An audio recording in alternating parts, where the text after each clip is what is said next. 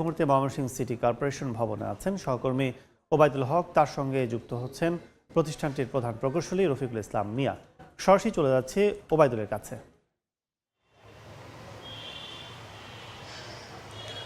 বর্ষা আসন্ন, তবে এখনও শেষ হয়নি ময়মনসিংহ নগরীর সড়কের খোঁড়াখুড়ির কাজ।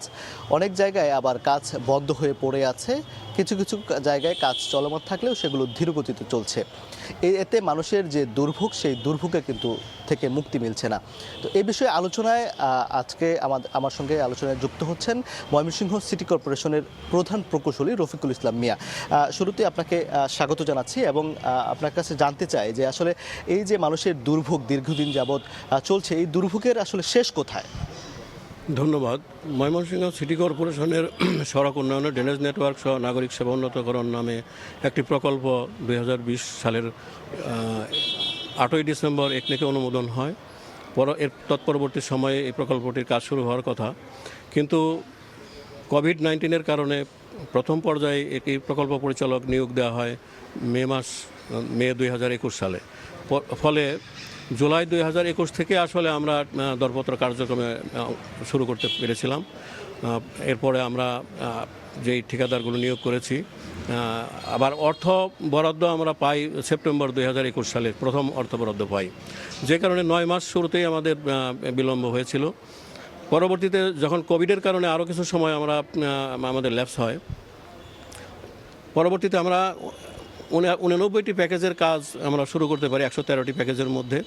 যেই প্যাকেজগুলোর মধ্যে 4টি প্যাকেজের কাজ ইতিমধ্যে শেষ হয়েছে, বাকি কাজগুলো চলমান ছিল। 5ই আগস্টের পরে যেই 5-6 মাস দেশের সার্বিক পরিস্থিতির কারণে ঠিকাদাররা কাজ বন্ধ রেখেছিল, অনেকেই হয়তো পলায়ন করেছে, যে কারণে আমি বলবো যে আমাদের আসলে এই প্রকল্পের বাস্তবায়নকাল 3.5 বছর থাকলেও আমরা মূলত বাস্তবায়নের সময় পেয়েছি 2 থেকে 2.5 বছর। এখানে একটা বড় সময় আমাদের নষ্ট হয়ে গেছে। তাছাড়া এই প্রকল্পের যে অর্থ বরাদ্দ ছিল আছে 1575 কোটি টাকা, আমরা এই পর্যন্ত অর্থ বরাদ্দ পেয়েছি মাত্র 50% অর্থ বরাদ্দ পেয়েছি। আমাদের এই প্রকল্পের বর্তমান অগ্রগতি 45% মতো। সো এই প্রকল্পের মেয়াদ ডিসেম্বর 2024-এ শেষ হওয়ার কথা ছিল। পরবর্তীতে আমরা স্থানীয় সরকার বিভাগ এবং পরিকল্পনা কমিশন IMED থেকে নিয়ম অনুযায়ী আমরা আরও 2 বছর মেয়াদ বৃদ্ধির জন্য আমরা বলেছিলাম। আমাদের স্থানীয় সরকার বিভাগের যে ক্ষমতা, সেই ক্ষমতা অনুযায়ী তারা আমাদেরকে 1 বছর মেয়াদ বৃদ্ধির জন্য অনুমোদন দিয়েছেন। সেই অনুযায়ী আমরা ইতিমধ্যে অনেক কাজই চলমান শুরু হয়ে গেছে। অনেক জায়গায় অনেক ঠিকাদার কাজ রেখে চলে গেছে, যে কারণে তাদের বিরুদ্ধে আমরা ব্যবস্থা নিচ্ছি। ইতিমধ্যে 10টি কন্ট্রাক্ট আমরা বাতিল করেছি, তাদের বিরুদ্ধে ব্যবস্থা নেওয়া হচ্ছে। এই কাজগুলো আমরা যৌথ পরিমাপের মাধ্যমে নিয়ম মাফিক সেটেলমেন্ট করে আমরা রিটেন্ডারের জন্য প্রক্রিয়া শুরু করেছি। রিটেন্ডার হলে এই কাজগুলো আবার শুরু হবে। আর যেই কাজগুলো অনেক জায়গায় ব্রেক পড়ে গেছিলো, সেই কাজগুলো আমরা দ্রুত বর্ষার আগেই শেষ করার চেষ্টা করতেছি। আর আশা করতেছি যে বর্ষার আগে অনেকটাই আমরা এই রিলিফ দিতে পারবো। তাছাড়া এই শহরের যে জলাবদ্ধতা নিরসনে একটা ব্যাপক ভূমিকা রাখে আমাদের শহরের খালগুলো। আমাদের মাননীয় প্রশাসক মহোদয়ের দিক নির্দেশনায় বর্জ্য ব্যবস্থাপনা বিভাগ থেকে এই শহরের খালগুলো ইতিমধ্যে খনন কাজ শুরু করা হয়েছে, অনেক দূর এগিয়ে গেছে। বর্ষার আগে এই খনন কাজ শেষ হলে জলাবদ্ধতা অনেকটা দূর হয়ে যাবে। আমরা দেখেছি যে এখনও বিভিন্ন এলাকায় যেসব গত বছর আমরা দেখেছি জলাবদ্ধতা হয়েছে, সেসব এলাকায় এখনও সেই খোঁড়াখুড়ি চলছে, কাজ চলমান রয়েছে। অর্থাৎ বর্ষার আগে কি এই কাজগুলো করা সম্ভব কিনা, কিংবা বর্ষাতে কি আবারও তাদের জলাবদ্ধতার মুখোমুখি হতে হবে কিনা? আমরা চেষ্টা করে যাচ্ছি। যে সমস্ত এলাকায় জলাবদ্ধতা হয়, এই সমস্ত এলাকায় যে কাজগুলো চলমান আছে, যে সমস্ত ঠিকাদারি প্রতিষ্ঠান কাজ করতেছে, তাদেরকে দ্রুত এই কাজগুলো শেষ করে দেওয়ার জন্য আমরা তাগিদ দিচ্ছি। আর যে সমস্ত এলাকায় আমরা কন্ট্রাক্ট ক্যান্সেল করেছি, এগুলো দ্রুত আমরা রিটেন্ডার দিয়ে আমরা ঠিকাদার নিয়োগ করে কাজগুলো বাস্তবায়ন করব। বর্ষার আগে হয়তো এই কাজগুলো শেষ করা যাবে না, শুরু করা যাবে না, যেইগুলো রিটেন্ডার হবে, কারণ রিটেন্ডার প্রক্রিয়া শেষ করতে প্রায় 3 মাস সময় লাগবে।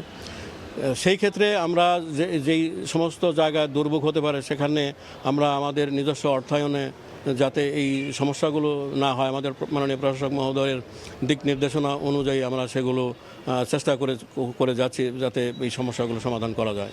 তাছাড়া আরও কিছু জায়গায় কিছু ছোটো ছোটো স্কিম যেগুলো আমরা উন্নয়ন সহায়তা তহবিল সিটি কর্পোরেশন নিজস্ব অর্থায়নে আমরা বাস্তবায়ন করার জন্য চেষ্টা করছি, এগুলো দ্রুত শেষ হয়ে গেলে এই সমস্যা অনেকটাই সমাধান হয়ে যাবে।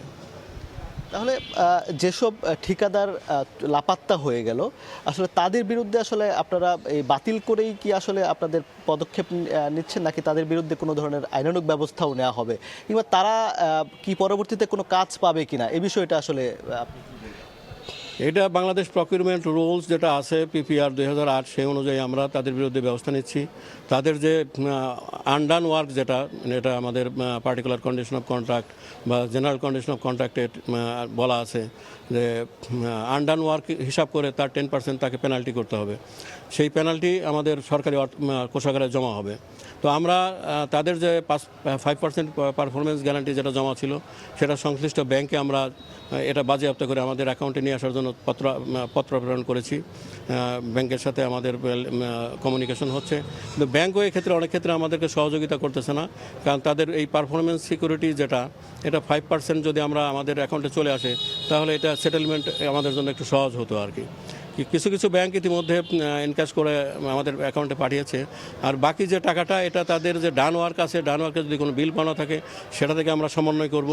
অন্যথায় আমরা ওই ঠিকাদারি প্রতিষ্ঠানকে বাকি টাকা আমাদের অ্যাকাউন্টে জমা করার জন্য আমরা চিঠি দিব। যদি কোনো সব মিলে আসলে নগরবাসীর উদ্দেশ্যে আপনার একেবারে এই আসন্ন বর্ষাকে সামনে রেখে আসলে আপনার বার্তাটা কি থাকবে? আমরা আসলে নগরবাসীকে রিলিফ দেওয়ার জন্য আমরা আপ্রাণ চেষ্টা করে যাচ্ছি, আমাদের প্রশাসক মহোদয় চেষ্টা করে যাচ্ছেন যাতে এই জলাবদ্ধতা বা এই সমস্যাগুলো দ্রুত সমাধান হয়ে যায়। যে সমস্ত জায়গায় সমস্যা হচ্ছে এই সমস্যাগুলোর সমাধান আমরা আপ্রাণ চেষ্টা করে যাচ্ছি। ইনশাআল্লাহ নাগরিকদের আমরা সম্মানিত নাগরিকদের আমরা এই ব্যাপারে রিলিফ দিতে পারবো। অসংখ্য ধন্যবাদ। আমরা কথা বলছিলাম নগরীর যে সড়কের খোঁড়াখুড়ি এবং এতে আসলে মানুষের যে দুর্ভোগ, সেই দুর্ভোগ নিয়ে আসলে এই ছিল আলোচনার সবশেষ পরিস্থিতি। তো